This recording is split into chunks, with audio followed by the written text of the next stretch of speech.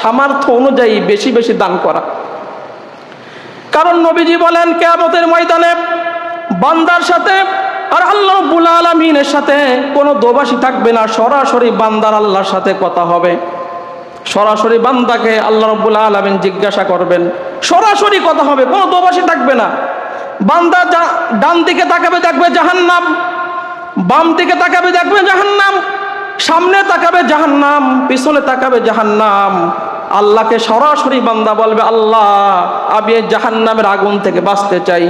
আল্লাহ রাব্বুল আলামিন বলেন, বান্দারে দুনিয়া আমি তোমাকে সমর্থবান করেছিলাম, অর্থনৈতিক অবস্থা তোমার ভালো ছিল, তোমাকে আমি অনেক সম্পদ দিয়েছিলাম।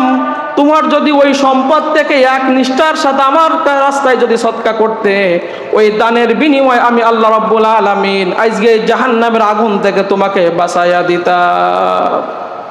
এই জন্য আপনার যে সম্পদ আছে কৃপণতা না, আপনার তো আল্লাহ রাস্তায় দিতে গেলে কৃপণতা আসে, দিতে চাই না, অবহেলা, কত বাহানা, একবার দিছে আবার কি দেওয়া লাগবে।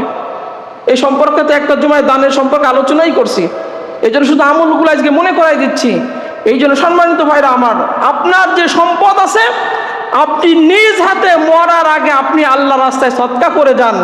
আর ওই সদকা করার অবস্থায় তার আপনি এখন সদকা করলেন, ধরেন আসরের আগে আপনার যদি মারা যান, আল্লাহ নবী বলেন কোন ব্যক্তি আল্লাহ রাস্তায় সদকা করার পরে ওই ব্যক্তির যদি মওত হয়ে যায়, আল্লাহ রাব্বুল আলামিন পূর্বের পাপরাশি মাফ করে দিয়ে সরাসরি জান্নাত দিয়ে দেয়। এই জন্য সম্মানিত